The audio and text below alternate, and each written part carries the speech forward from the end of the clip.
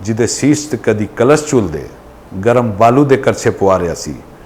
कई पैर अंगियारा दी देख बह के शांतमई दे पुण्य पा रिहा सी।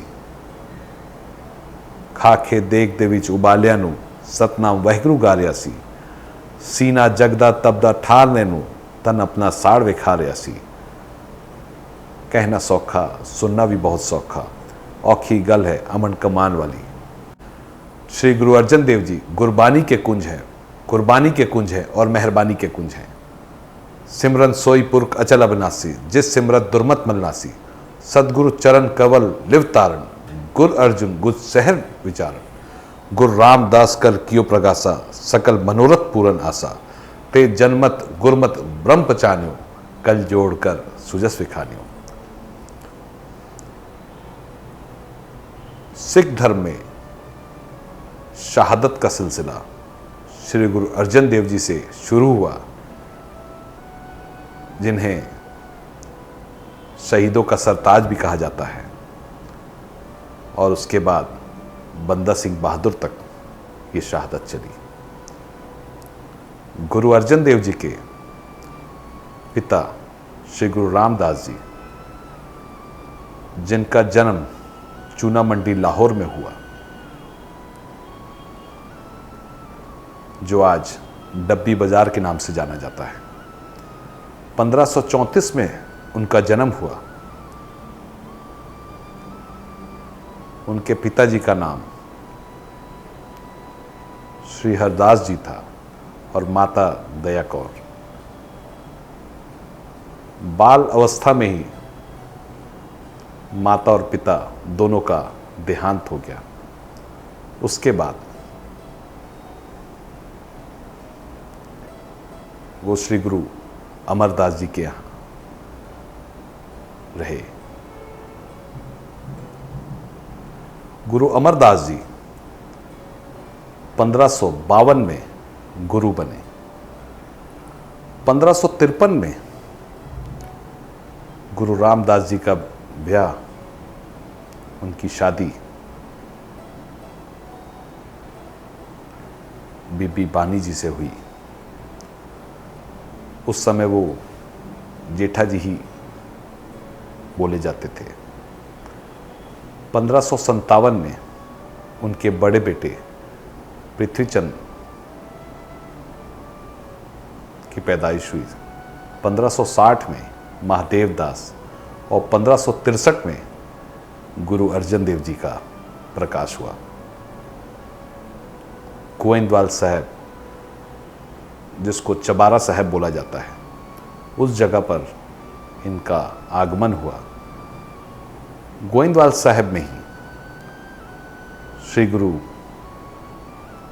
रामदास जी ने 21 साल भजन बंदगी की। गोइंदवाल साहब में ही गुरु अर्जन देव जी को दोता बानी का बोता कहा गया। गोइंदवाल साहब में ही गुरु रामदास जी ने अपना चोला त्यागा। गोइंदवाल साहब में ही गुरु अमरदास जी ने अपना चोला त्यागा। बचपन से ही लगभग 11 वर्ष गुरु अर्जन देव जी अपने नाना जी के यहाँ रहे, और बचपन में जिस कमरे में गुरु अमरदास जी भजन बंदगी करते थे, वहाँ अपने हाथों के द्वारा चल के, जब बच्चा छोटा होता है तो घसीट घसीट कर रिड़क रिड़क कर चलता है, तो हाथों से उन्होंने दरवाज़ा खोला, और वो दरवाज़ा गुरबानी का दरवाज़ा था। और जब जिस तख्त पर बैठ के गुरु अमरदास जी भजन बंदगी करते थे, उस तख्त को वो पकड़कर खड़े होने की कोशिश किए, तब बीबी बानी ने, उनकी माता जी ने अपने पिता को कहा दोता। तब गुरु अमरदास जी ने उन्हें अपने कलेजे से लगा लिया, और फिर उन्होंने कहा दोता बानी का बोता। 1570 में गुरु अमरदास जी ने अमृतसर शहर की नींव रखी बाबा बुड्ढा जी के द्वारा। और उन्होंने खुद अपने हाथों से अमृतसर शहर का नक्शा बनाया। तुंग पिंड के किसानों के आग्रह द्वारा एक शहर बसाया। 1574 में गुरु रामदास जी गुरु बने।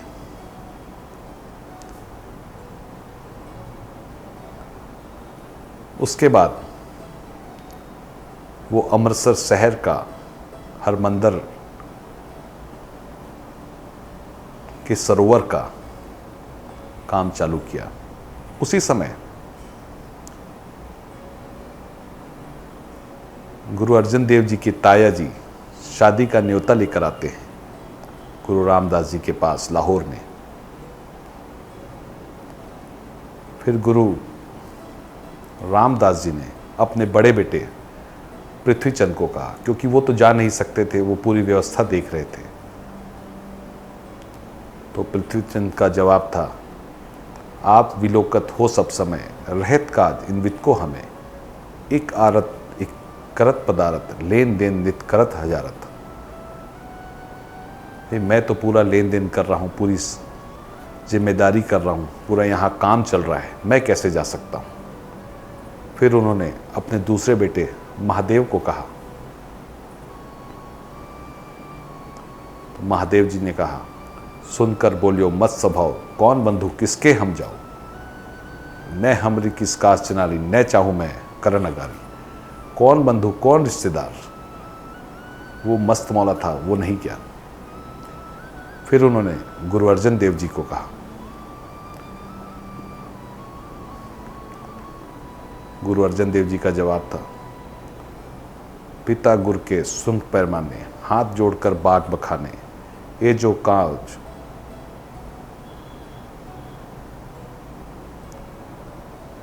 सुगम है मोहे, जहाँ पठाओ जे आनंद होवे, जय जावन में जीवन संचय, एहो ऐस जे होवे निसंचय। पिता जान के नहीं, मैं गुरु जान के आपका हुक्म मान रहा हूँ। ये तो खुशी की बात है, अगर कभी बलिदान देने की भी बात आएगी तो मैं उससे पीछे नहीं हटूंगा। फिर वो लाहौर चले गए और उसी समय गुरु रामदास जी का शब्द जो गुरु ग्रंथ साहिब में दर्ज है, काहे पूत झगड़त हो संग बाप, जिनके जड़े वडीरे तुम हो, तिन स्यो झगड़त बाप। जिस धन का तुम गर्व करत हो, सो धन किसे ना आप, खिन में छोड़ जाई विख्या रस, तो लागे पछताप। क्यों अपने माँ बाप से झगड़ते हो, क्यों उनसे ऊंची आवाज में बात करते हो। धन धन करते रह जाओगे, जाओगे निधन ही। गुरु अर्जन देव जी लाहौर चले गए और लाहौर जाने के बाद वो अपने पिताजी के आदेश का इंतज़ार करते हैं कि पिताजी आदेश करेंगे तो मैं वापस आऊँगा। और वो वहाँ से पत्र भेजते हैं, लेकिन उस पत्र को रास्ते में ही पृथ्वीचंद द्वारा गायब करवा दिया जाता है। फिर दोबारा भेजते हैं थोड़े दिन बाद, फिर गायब कर देता है। तो जब तीसरी बार वो पत्र भेजते हैं तो जो मैसेंजर होता है, जो लेके जाने वाला होता है, उसको बोलते हैं कि भाई ये गुरु जी को ही दे के आना, इधर उधर मत देना। उसके बाद जब वो पत्र मिलता है उनको, तो गुरु रामदास जी उनको बुलाते हैं।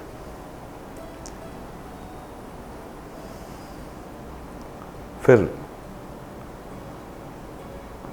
1581 को अगस्त के महीने में गुरु रामदास जी गोविंदवाल चले जाते हैं और वहीं 2 दिन बाद वो अपना स्नान करने के बाद शरीर त्याग देते हैं। फिर पृथ्वीचंद के द्वारा, ईर्ष्या के द्वारा गुरु अर्जन देव जी के ऊपर इल्ज़ाम लगाया जाता है कि इन्होंने ही उन्हें जहर देकर मारा है। लेकिन भट्टों की बाणी, देवपुरी में गयो आप परमेश्वर पायो, हार सिंहासन दियो श्री गुरु ताही पठायो, रहस्य कियो सुरदेव तुए जय जय चंपे, असुर गए ते पाक पाक फिर तीनों चंपे, कांटे सो पाप तिन नरों के गुरु रामदास जिन पायो, छतर सिंहासन पृथ्वी गुरु अर्जुन को दे आयो। इससे पता चल गया कि गुरु गद्दी अब गुरु अर्जन देव जी को दे दी गई है। गुरु अर्जन देव जी का ब्याह, उनकी शादी 1579 को हुई थी माता गंगा जी के साथ।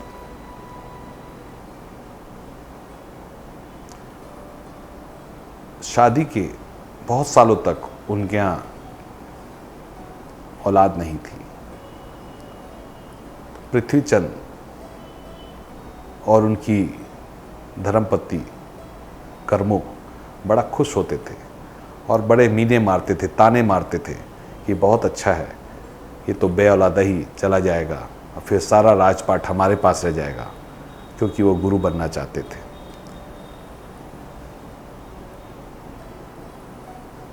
फिर बाबा बुड्ढा जी के द्वारा अरदास की गई।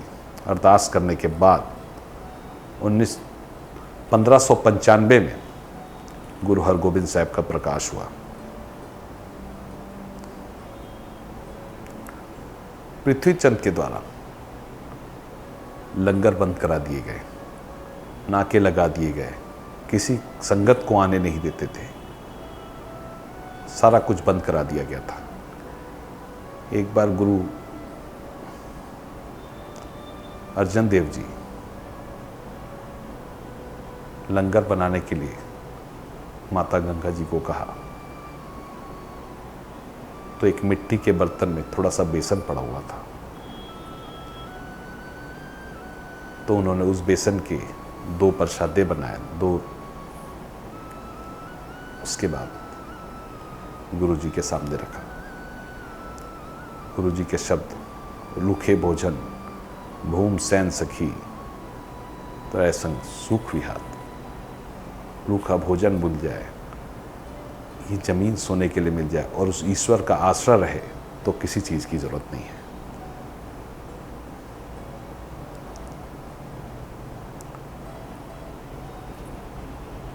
पृथ्वीचंद ने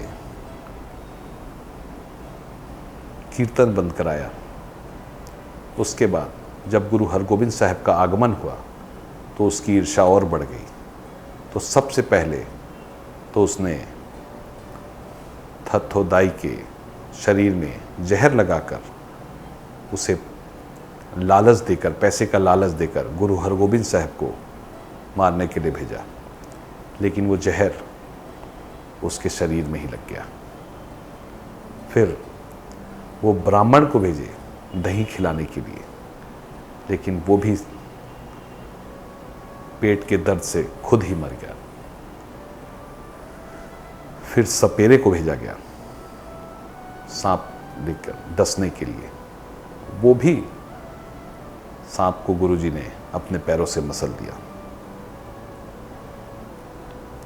फिर सुल्ही खान, जिसको पृथ्वीचंद लेकर आया, जिसका गुरु ग्रंथ साहब में शब्द है, प्रथम पता पत्री चलावे, द्वितीय मता मानक पहुंचावे, तृतीय पता कुछ करण उपाय, मैं सब कुछ छोड़ तू ही तिहाया।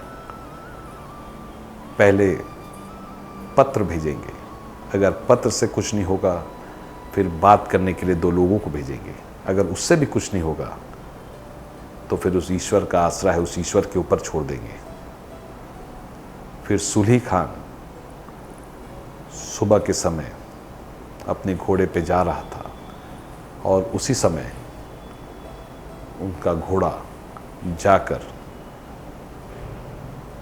ईंट भट्टे में घुस गया, जिसमें सूली और साथ में घोड़े समेत मर गए, जिसका गुरु ग्रंथ साहब में शब्द है, सूली ते मुआ न पाक, सूली ते नारायण राख, सूली का हाथ कहीं ना पहुँचे, सूली होए मुआ न पाक, काट उथार कसम सिर खात्या, खिन में होए गया है खाक, मंदा चितवत चितवत पच्या, जिन रच्या दिन दीना ताक, पुत्र मीत तिन कछु न रहियो, छोड़ गया सब भाई साक, कहो नानक तिस प्रभ बलिहारे, जिन जन का कीनो पूरन वाक। उसके बाद लंगर बंद कराया।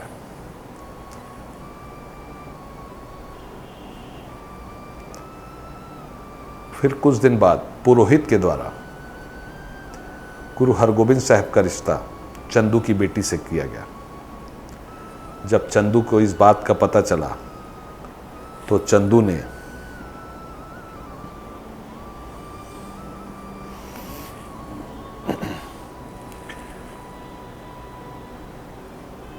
चबारे की ईंट मोरी में लगा दिया है, ऐसा बोला गया। जब इस बात का दिल्ली की संगत को पता चला तो दिल्ली की संगत ने गुरुजी को पत्र लिखा और पत्र लिखने के बाद गुरुजी ने वो रिश्ता लौटा दिया, जिससे चंदू बहुत ज़्यादा गुरुजी के प्रति नकारात्मक हो गया। उनके लिए जाके जहांगीर के पास जाके उनकी शिकायतें करने लग गया।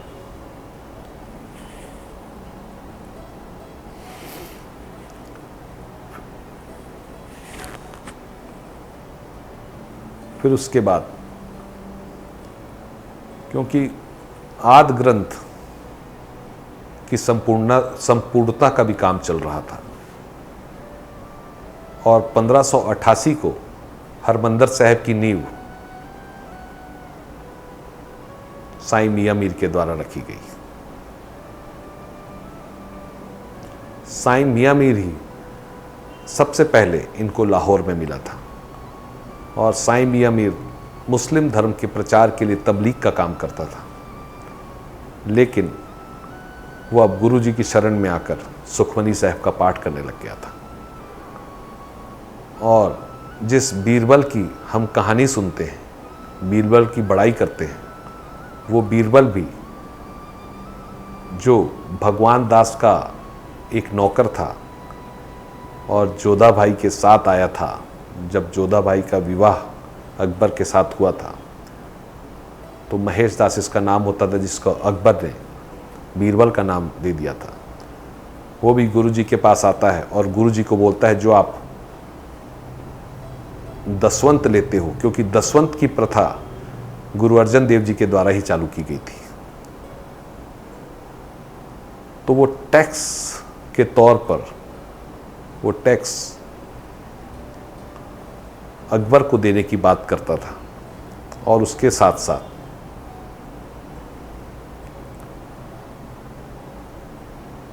आदि ग्रंथ में कुछ मुस्लिम धर्म के हिसाब से लिखने के लिए बोलता, लेकिन गुरुजी ने उसको कहा कि अभी आप जाओ, जहाँ जा रहे हो लौट के आओ, उसके बाद हम देखते हैं। तो वो अफगानिस्तान की तरफ गया, फिर लौट के नहीं आया, वहीं उसका कत्ल हो गया। तो साईं मियां मीर के द्वारा हरमंदिर साहब की नींव रखी गई।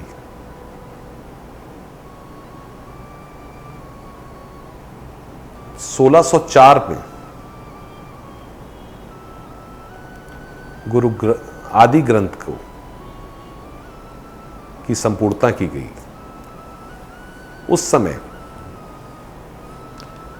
बहुत लोग उसमें अपना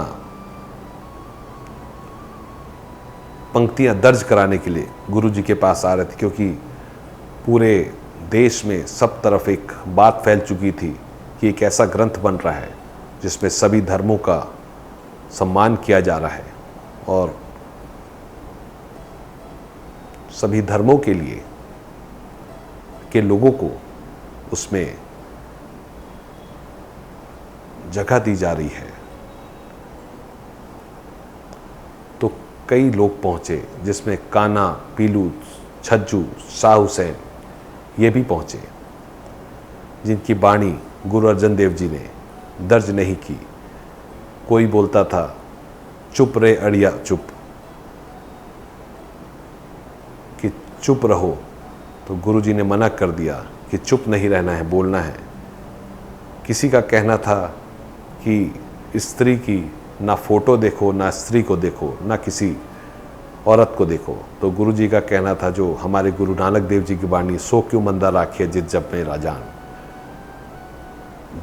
जिसने तुमको जन्म दिया है तुम उसी के बारे में बोल रहे हो, नहीं देखना है। उनको भी मना कर दिए। मैं ओरी रे, मैं ओरी रे। किसी की वाणी आती थी, जो मैं आ रहा है, जिसके अंदर मैं है उसकी वाणी दर्ज नहीं होगी। फिर वृंदावन से सूरदास आया। सूरदास की सिर्फ और सिर्फ गुरु ग्रंथ साहिब में एक ही लाइन दर्ज है।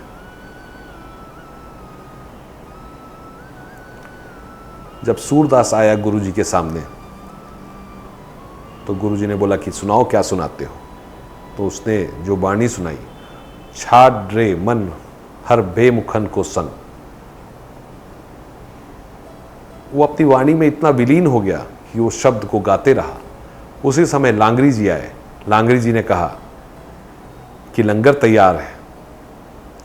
तो गुरुजी बोलते हैं, अगर लांगरी की बात नहीं मानता हूं तो संगत नाराज हो जाएगी, लांगरी नाराज हो जाएगा, लंगर तैयार है। और अगर सूरदास की नहीं मानता हूं तो सूरदास नाराज हो जाएगा।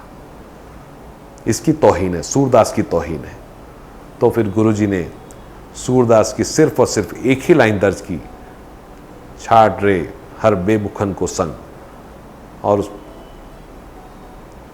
भाई गुरदास जी को बोला, इसमें सिरलेख लिखो, सारंग महला पंजवा और सिरलेख सूरदास। हम सूरदास के लिए ये शब्द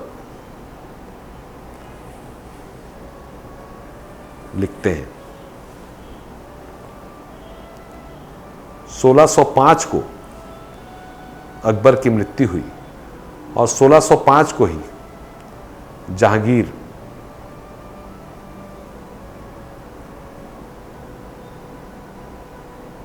मुगल बादशाह बना।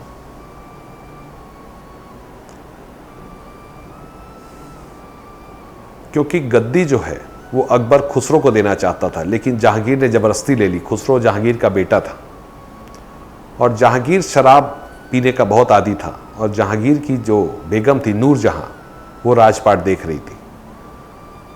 तब एक दिन खुसरो जहांगीर के पास जाता है और बोलता है कि अम्मी जान ठीक से चला नहीं रही है इस देश को, और आप शराब के नशे में रहते हैं, तो ये राजपाट मुझे दे दो। तो उसको पता था कि जहांगीर पीछे से जाएगा, इनको पकड़ने के लिए सैनिक लगाएगा। तो खुसरो तुरंत भाग निकला और जहांगीर उसके पीछे मुर्तजा खान को लगाया और मुर्तजा खान के पीछे खुद जहांगीर गया। मुर्तजा खान मोहम्मद बाकी बिल्ला और अहमद का सरंदी का आगे दास था, आगे उनका तबलीग का काम करता था। अहमद सरंदी वो है जिसकी फतेहगढ़ साहब में कब्र बनी हुई है। तो जब खुसरो ने बगावत की और जब खुसरो गया तो रात के समय में वो गुरुजी की शरण में आया, क्योंकि रात हो गई थी रुकने के लिए। तो जैसे ही वो पनाह मांगने आया तो उसको पनाह दे दी गई, क्योंकि गुरुद्वारे में तो ये चलता ही है। और उसके बाद वो सुबह चला गया। पर जब इस बात का जहांगीर को पता चला तो जहांगीर ने इस बात को लेकर गुरुजी से द्वेष रखा कि इन्होंने खुसरो को पनाह दी है। और साथ साथ में चंदू की बेटी का रिश्ता, चंदू उनको भड़का रहा था कि इस आदि ग्रंथ में इन्होंने कुछ ऐसे शब्द लिखे हैं जो मुसलमान विरोधी हैं, जो हमारे कुरान शरीफ के विरोध में हैं। तो फिर एक बार जहांगीर के द्वारा बाबा बुड्ढा जी को बुलाया गया। जब वो गए तो उन्होंने फिर जब आदि ग्रंथ को खोला, जब पहला वाक्य निकाला तो अव्वल अल्लाह नूर पाया कुदरत के सब बंदे, एक नूर ते सब जग उपजा कौन भले सो बंदे। फिर उनको लगा कि एक और वाक्य सुनाओ। फिर उन्होंने जब दूसरा वाक्य सुनाया, यक अर्ज गुफ्तम पेश तुम दरकोश कुन करता, हका करीब करीम तू बेऐब परवरदिगार।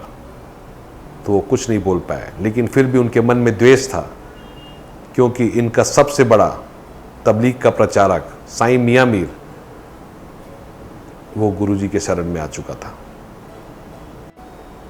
तुझके जहांगीर अगर हम पढ़ते हैं तो तुझके जहांगीर में जहांगीर ने जो लिखा है कि झूठ की दुकान जो 5 पुश्तों से चली आ रही है, जिसमें हिंदू तो जा ही रहे, भोले वाले मुसलमान भी जा रहे हैं, और उस झूठ की दुकान को बंद करना है। तो इसमें गुरु जी को गिरफ्तार करने का हुक्म जारी किया गया। तो गुरु अर्जन देव जी को लाहौर ले जाया गया। वो लाहौर गए तो 1606 को लाहौर की कचहरी में उन्हें सियासा बाबा यासत के तहत, कानून के तहत सजा सुनाई गई। सियासा बाबा यासत जो है वो चंगेज खान के समय ऐसी सजा दी जाती थी। वो सजा उन लोगों को दी जाती थी जो पीर पैगंबर होते थे, जो बागी होते थे, उनको ये सजा दी जाती थी, जिसके तहत गुरु अर्जन देव जी को सजा दी गई। ये 1206 से लेकर 1218 के बीच चंगेज खान जो मंगोल होते थे, जिन्हें बाद में मुगल बनाया गया, जो बाबर के परदादे रहते थे, ये उनके द्वारा ये सजा दी जाती थी। और वही कानून को सजा देने के लिए गुरु अर्जन देव जी के लिए बोला गया, और चंगेजी कानून के तहत गुरु अर्जन देव जी को लाहौर में चंदू की हवेली में रखा गया। उसके बाद उनको फिर बोला गया, एक तो आप आदि ग्रंथ में तब्दीली कर दो, दूसरा जो आप टैक्स देते हो वो टैक्स हमें दो, और तीसरा चंदू की लड़की का रिश्ता। गुरुजी ने तीनों मना कर दिया। उसके बाद उन्होंने पहले दिन उन्हें गरम लोहे के तवे में आग जलती हुई बिठाया गया। दूसरे दिन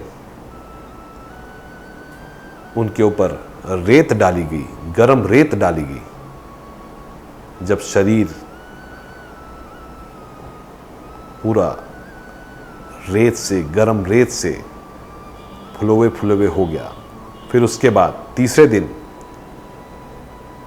फिर उनको बोला गया अब भी मान जाओ। बोले नहीं, तो उनको रावी नदी में ठंडे पानी में जाने के लिए बोला गया।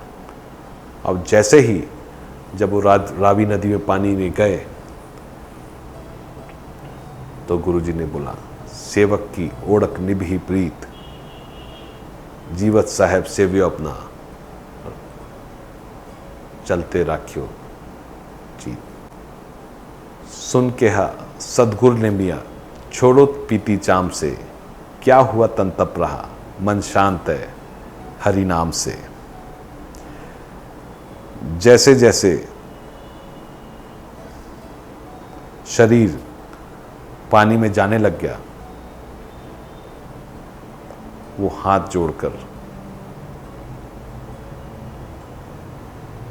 यही प्रार्थना करने लगे, हे प्रभु तेरा लख लख शुक्र है कि अंत तक तेरी प्रीत निभ गई, सेवक की ओढ़क निभी प्रीत, जीवत साहेब सेव्यो अपना, चलते राख्यो जी। आज्ञा में पूख सोई कर सूखा, सोख हरक नहीं जानियो, जो जो हुक्म पयो साहेब का, सो माथे ले आनियो। किसी शायर ने बड़े कमाल की बात कही है, जिदे शीश ते कदी कलश चूल दे, गरम बालू दे करछे पुआरिया सी, कई पैर अंग्यारा दी देख बैके, शांत मई दे पुण्य पारिया सी।